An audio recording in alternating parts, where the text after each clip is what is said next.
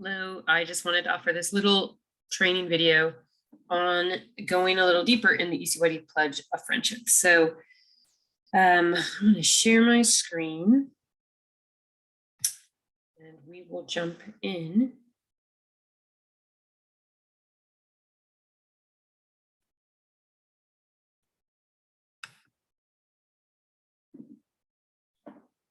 So there's been a lot of questions, different opinions. I think maybe some have lacked clarity, just not really sure. How do we do the ECYD Pledge of Friendship? What is it? And through the history, we've had different experiences of it here. So I just kind of wanted to give a little bit of clarity based on what our ECYD statutes say and kind of some historical tradition that we've had here in the North American territory. So hopefully this helps, especially as we're gearing up for all our summer camps, as it's normally a moment where a lot of kids make their pledge of friendship or renew their pledge of friendship. So we're just going to go into that a little bit. So in this presentation, we're going to cover 5 main concepts. We're going to look at the essence of ECYD. Then we're going to take a deeper dive into the meaning of the word alianza, which is the Spanish of the word. Then we're going to look at how do we actually use the ECYD Pledge of Friendship or implement it in our sections and localities. And then understanding ECYD stages or the stages in ECYD, and finally comment on some tools to help us live out ECYD Pledge of Friendship. So we're just going to follow more or less this outline and hopefully answer questions that people have about the ECYD Pledge of Friendship. So first concept is let's get to the heart of really what ECYD is all about. This is number 1 of the ECYD statutes. We should all be very familiar with it. ECYD is an International Catholic Association of adolescents who make a pledge of friendship with Christ and with each other to build up a new world according to the gospel. And we're just going to stop there because there is a key part here in this definition that signifies who and what ECYD is all about. It's an association of who? Adolescents, but not any adolescents. Adolescents who have made the pledge of friendship with Christ. It's not just with Christ, it's with each other, and it's to build a new world. So at the very core of what ECYD is, the very essence, its very definition, we already find the ECYD Pledge of Friendship. In fact, it's what defines ECYD. It's what distinguishes it from another adolescent or another association, is this pledge of friendship that happens between Christ, the adolescents, and contains already within it the mission. So that is a key here in understanding already. When we're just trying to understand ECYD, it goes hand in hand with understanding the pledge of friendship with Christ.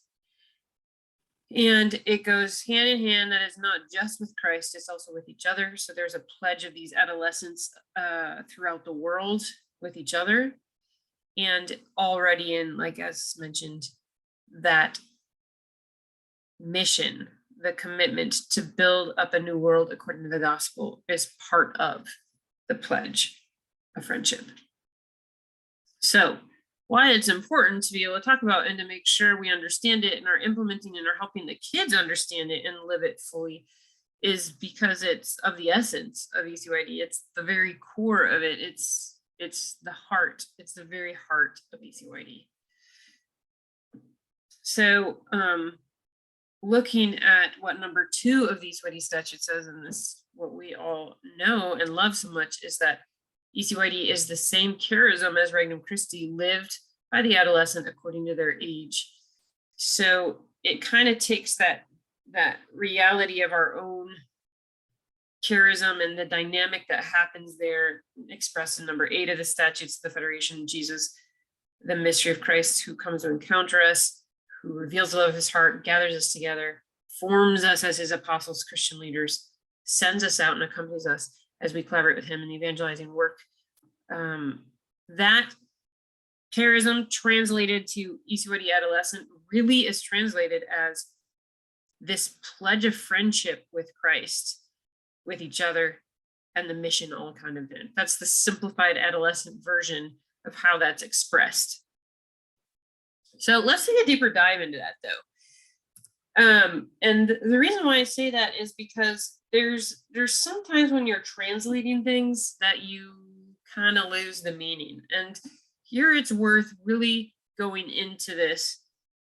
The term that is used in Spanish, which is the original language of the ECYD statutes, is the adolescents who make an alianza con Cristo y entre sí.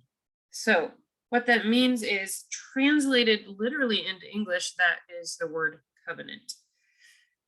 Now, the reason why we don't translate it as covenant is because, just like now I was Googling photos or whatever for covenant, and you know what comes up is like Moses and the 10 Commandments, is someone's wedding, is a wedding ring.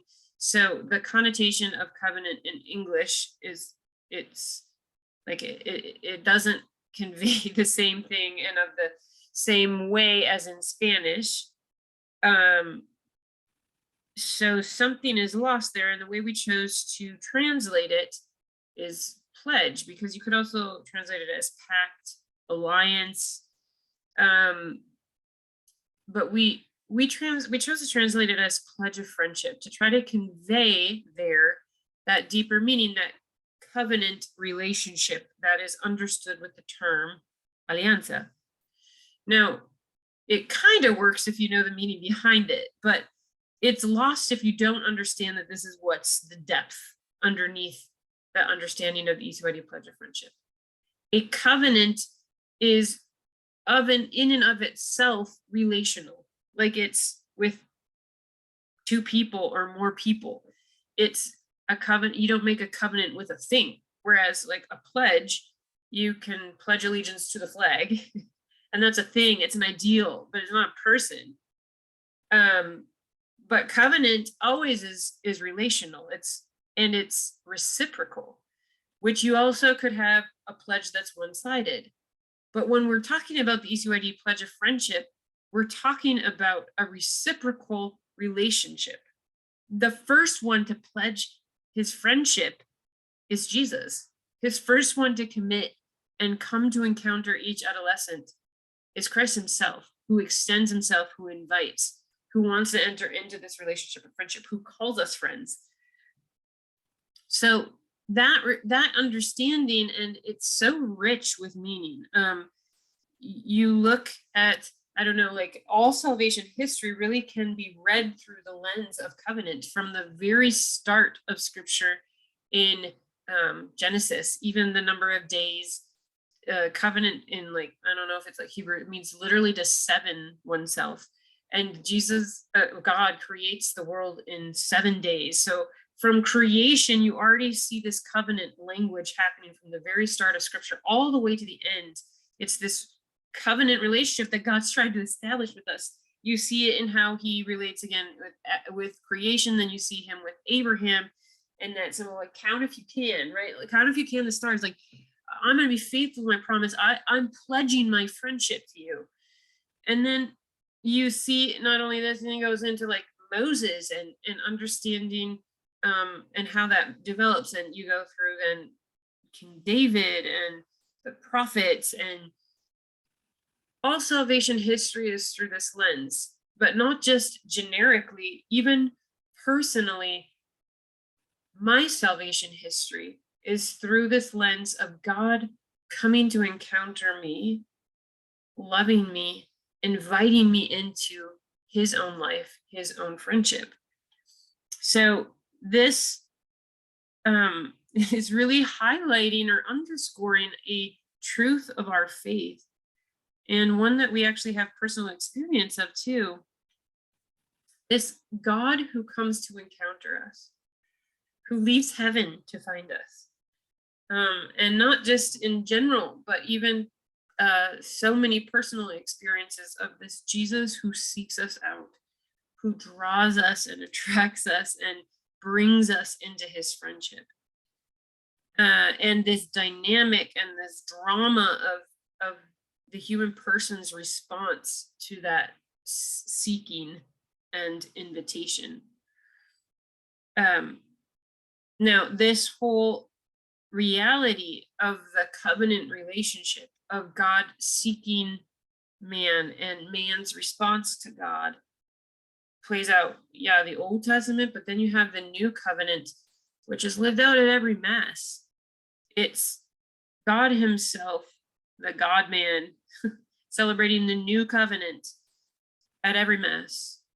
At the core of it, it's God's desire to enter into relationship with us, to enter into friendship with us, this initiative and this invitation to friendship with him. In fact, baptism itself is this. It's making that possible.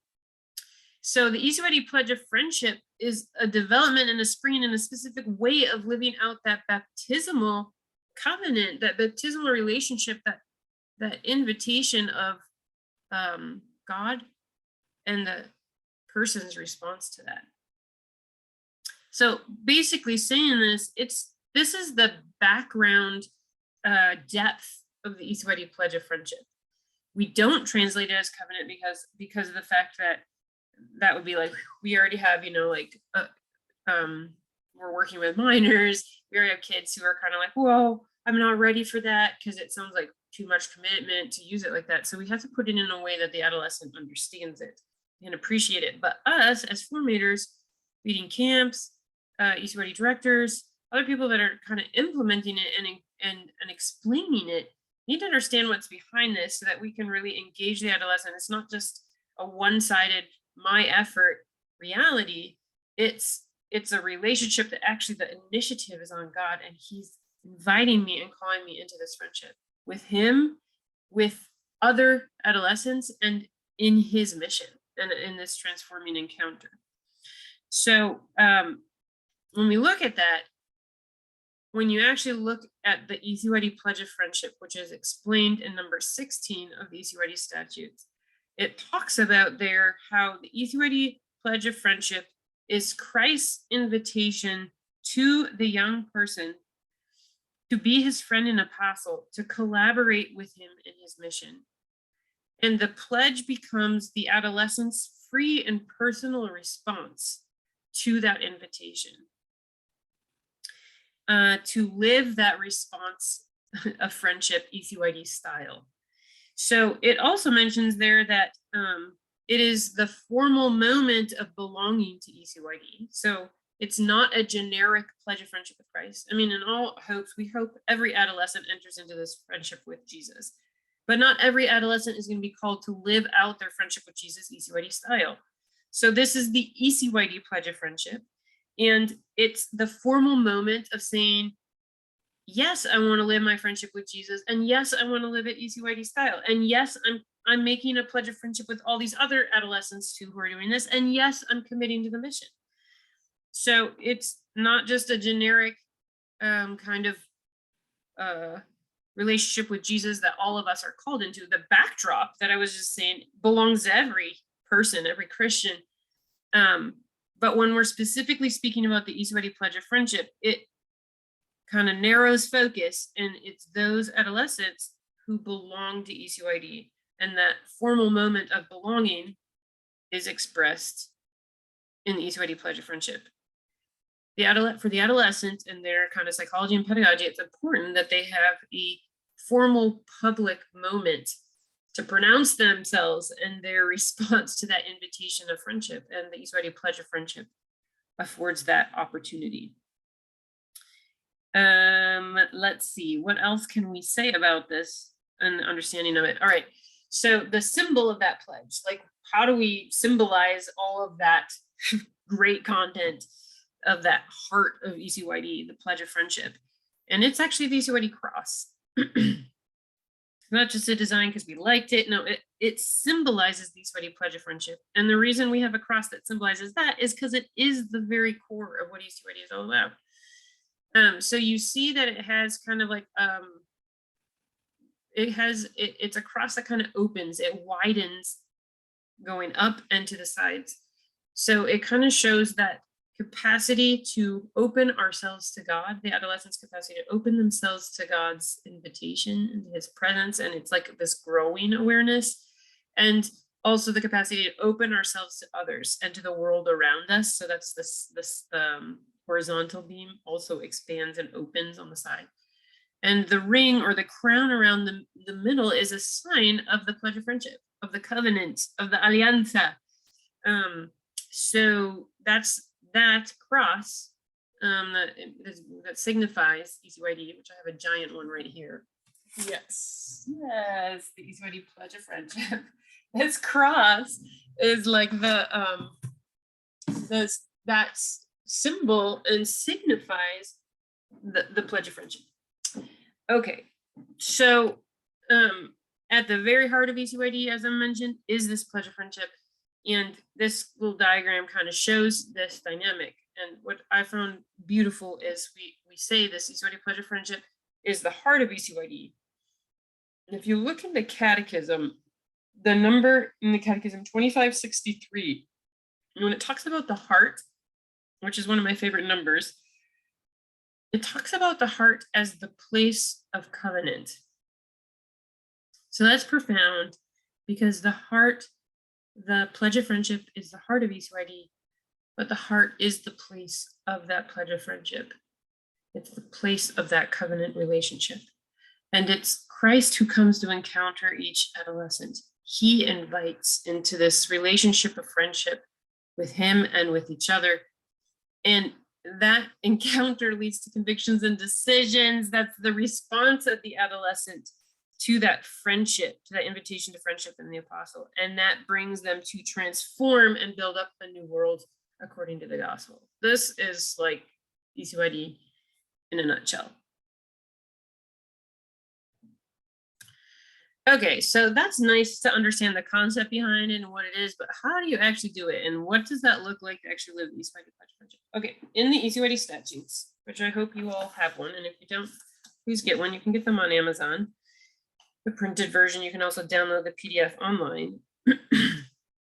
There's a couple of appendixes here that are important for you to know and use. And there is the second appendix of the ECYD statutes is on the pledge of friendship with Christ in ECYD. So I'm just going to kind of summarize a little bit there, what it says, and help us kind of unpack it a little bit.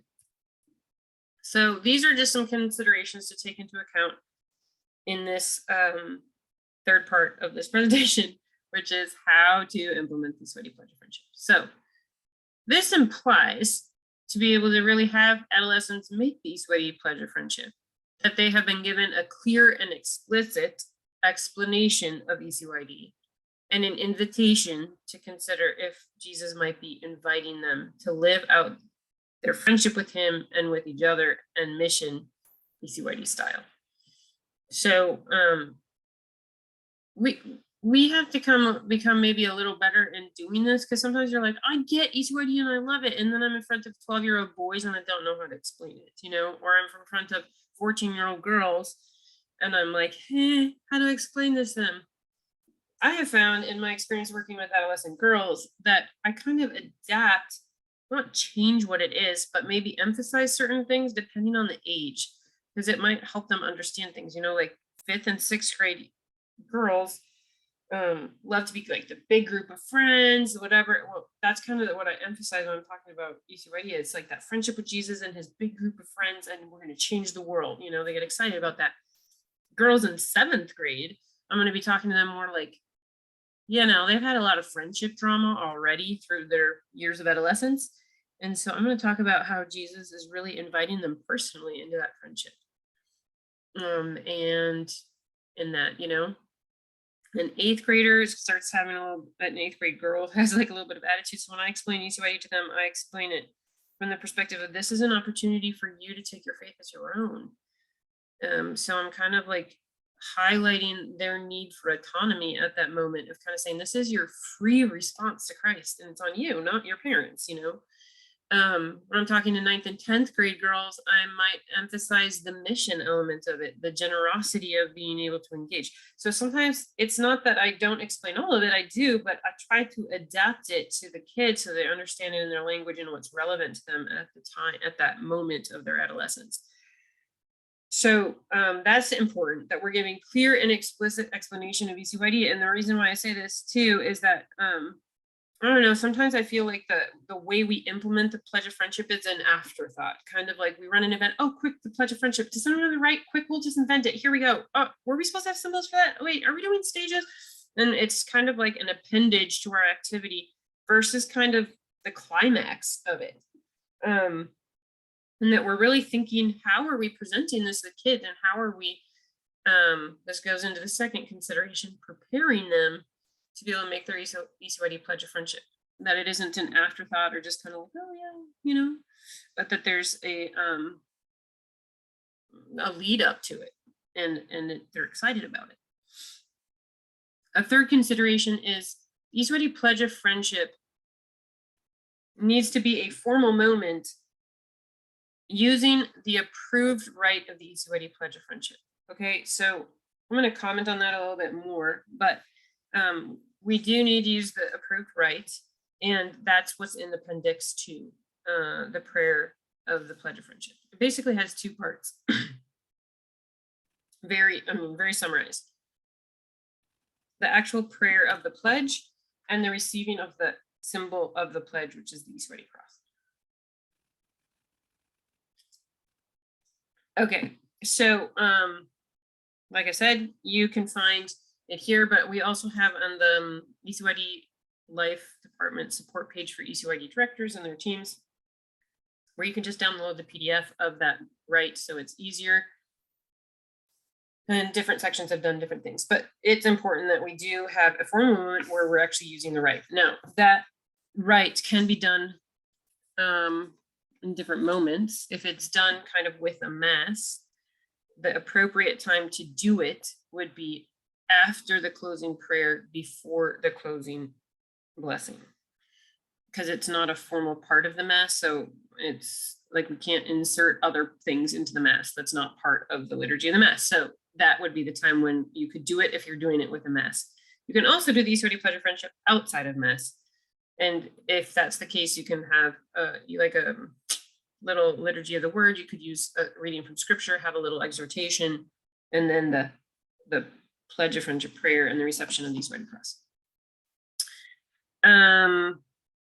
What the ECYD statutes say too, and this is the fourth consideration, is that the ECYD mentors should make sure that the pledge is made in circumstances and places that make it meaningful for the adolescent. And I'm going to comment on that a little bit more. It also suggests to renew the pledge annually. So like a kid might make it in 6th grade, it's suggested that they renew that Pledge of Friendship. That's also just pedagogical, because so much happens in adolescence. This is true for any person. So much happens in a year, but for adolescents, even more. It's just like amplified how much change happens. So it's really helpful for them to continue opting for that friendship. Excuse me. And then finally, the ECYD statutes in Appendix 2 also states that the ECYD director keeps a formal record of those who have made the ECYD Pledge of Friendship, like when they make it. So what I want to comment on is to prepare the circumstances and places so they are meaningful for the adolescents. There have been a lot of cool ideas out there of very cool and meaningful things that help the adolescent really live it. So anything from like writing a personal pledge and like bringing it before Jesus in the Eucharist, like their own like Pledge of Friendship, like a prayer. Or the guys have these really cool traditions of like a different sword per stage. That's part of how they do their Pledge of Friendship. Maybe a special adoration dynamic, or there's so many different things that could be done after a strong apostolic experience, and the team's really bonded, and it's like they really have felt the call of Jesus and the mission. And it might be a moment of like, all right, some of you feel called to do this, and it's like the moment to do it because it's a meaningful circumstance, it's a meaningful place. So all of those kind of ideas, this is not the Pledge of Friendship that we did, but it was a beautiful adoration that we did last year on the high school conventions. But all of those ideas are so helpful for the adolescent to kind of have those experiences that can lead to their encounter with Christ as friend and hear his voice in that invitation. So highly encouraged to do that, but it doesn't replace having the formal moment of the actual Pledge of Friendship prayer. And the actual kind of rite of it. There's something kind of cool about belonging to an international association of adolescents. So this is the same rite and the same prayer that's said by every ECYD adolescent who belongs to ECYD across the world. Ivory Coast, Colombia, Germany, Mexico, Philippines. It's the same one. And there's something cool about that, and the adolescents appreciate that. All right, so that is about how do you actually do it. This on that, you can kind of decide, and you have a lot of liberty in your section, when is the best time to do the ECYD pledge. Maybe it's your retreats, maybe it's your camps, maybe you don't kind of have a system and you just whenever it seems right for that group of adolescents, so there is flexibility about when's the right moment to do it, as far as like in your calendar year and in kind of your flow of events and your path of encounters that you're trying to facilitate for the kids. Okay, this fourth part here is understanding the ECYD stages. Bear with me a little bit here. When we talk about the ECYD stages, it actually comes in the last chapter of the ECYD statutes, chapter 6, which is on the structure of ECYD. And there in number 38, it's the number on ECYD teams, not on team life, but understanding the team as kind of the organizational structure of ECYD. Subscript 2 says that for pedagogical reasons, the teams are organized by stages. Each stage is assigned a love, a virtue, and a symbol of ECYD. So that's the statute number on the concept of stages. There's a few things to highlight there. It's for pedagogy, meaning it is involved in the formative and the formation reality of ECYD, and it's an organizational element to do it like that. So both pedagogy and organizational. It does not list in the statutes per se, like the actual statute numbers, what those stages are, but there is an appendix on it. Okay, so we're going to go there, which is Appendix 5, and it's entitled Formation Stages. So again, you see that it's linked to the pedagogy, to the formation, to a growing in our formation pathway for the adolescents themselves. And in that appendix, it talks about how, in the appendix 2 on the Pledge of Friendship, it says that stages aren't linked to membership. So moving from one stage to another is not part of the official rite of the Pledge of Friendship. But in this territory, I'm going to say this, in this territory in the US, Canada, and in Philippines, we traditionally have done it with the Pledge of Friendship. So it's not, you don't have to though. So you could unlink it. So we have tried different things regarding stages. You will remember, if you've been around a while, that for a time we had a stage for every grade. That was back around 2011, 12, 13, around there. When the ECYD statutes came out, the new revised one in 2016, we had a ECYD summit where we kind of did a little bit of discernment of how do we want to organizationally structure this. And what we came to is that we would follow what the new statutes say. So we didn't ask, because if you change this or change ages of when ECYD is done, you would need to just ask. We would need to kind of propose that because it's a shift to what's in the actual statute. So there we just decided, let's just implement the ECYD statutes as they are. So, and we really just thought that would be most helpful for the kids themselves, most helpful to build that bridge of transition between ECYD and Regnum Christi.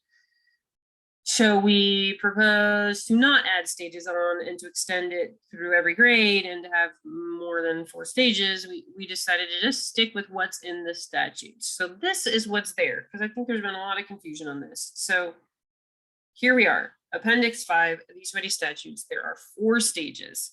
Notice that they have the age, a love, a virtue, and a symbol.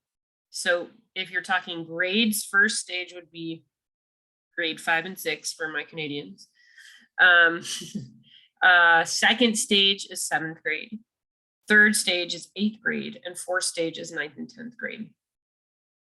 And again, these are formation stages, so it's pedagogical. Okay, so in this territory, I'm not saying you have to do it like this, I'm just giving context.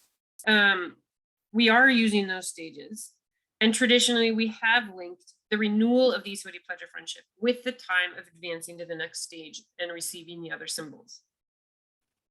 Does not replace the actual rites and the receiving of the ECYD cross. So you're asking me, how do I normally do that? When they make their ECYD Pledge of Friendship for the first time is when they receive the ECYD cross. And then I do normally link, and I'm trying to do it because you have kids coming to multiple retreats and camps. Is like the summer camp. It's kind of when you move stage, so you receive the new symbol, explanation of that, and it's formative because you kind of can include that in the dynamic of your formation experiences during camp.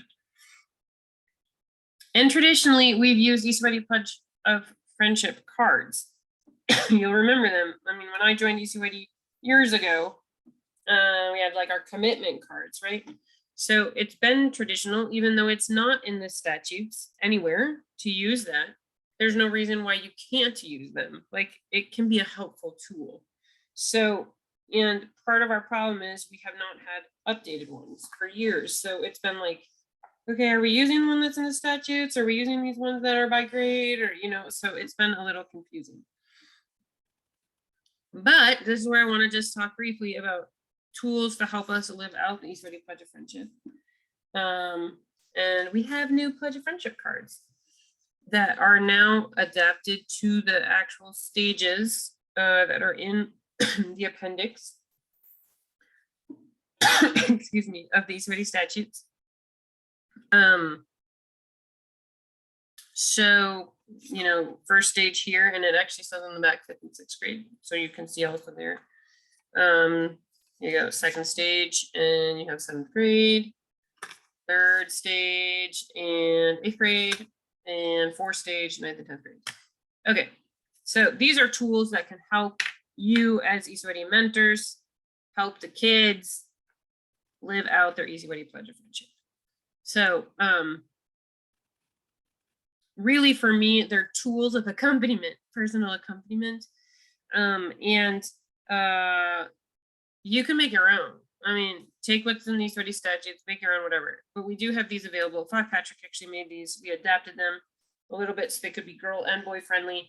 And they're pretty cool because they give a summary of the ECYD virtues that are listed in number 10 of the statutes. They have the ECYD morning and night prayers. They have the ECYD Pledge of Friendship prayer. So that's a cool way to be able to do the rite. You just give these to them and they can say the prayer there.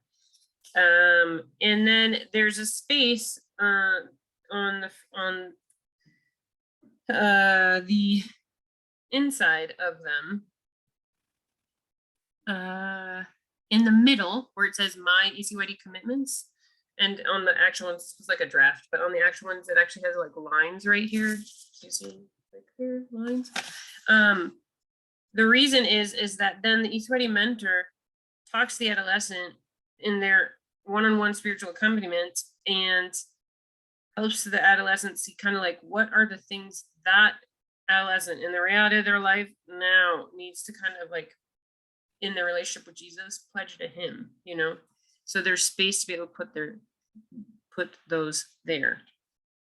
The other part of it though on here is the I mean, they're listed as the commitments, but it puts there the love that corresponds to the stage, the virtue, with the scripture passage that kind of explains that virtue. And then it actually lists the 5 elements of ECYD life, because the commitment in ECYD, or kind of that response to the invitation of Christ, isn't just to pray more and isn't just to be the friend of Jesus. It's all inclusive of the 5 elements.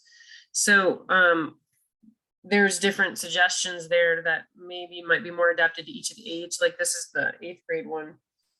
And it talks about the symbol and the living of the sacraments. and how it's important to be active members of the church. So it suggests like reading the UCAT. And team life, it talks about what does that mean, look, and how do you live that out, formation and accompaniment, and their apostolate. So it can be a way to help the adolescents themselves remember that the way they're expressing their response to Jesus' invitation in ECYD is through ECYD life, which is the 5 elements. Okay, so I hope that didn't confuse you, but maybe helped give a little bit of depth of just understanding a little bit more the Pledge of Friendship and how to use it, apply it, and tools that could help in our accompaniment of these kids who feel called to this. So just summary, do you have to use these pledge cards? Nope, you don't. Could you use them? Sure. Do we need to follow the stages as in the statutes? Yes, that's recommended. Do we need to use the ECYD Pledge of Friendship? Right. Yes, we do. But there's a lot of space to adapt to your local reality, to the when, to the how, to the use of the stages and how you want to do that, when you want to do it. And I really encourage you to start creating traditions in your section of traditions around the ECYD Pledge of Friendship, traditions around the stages, that it can really be responding to the needs of the adolescents in your place and area and helping them live out their response to Christ's invitation to be his friend and apostle, ECYD style.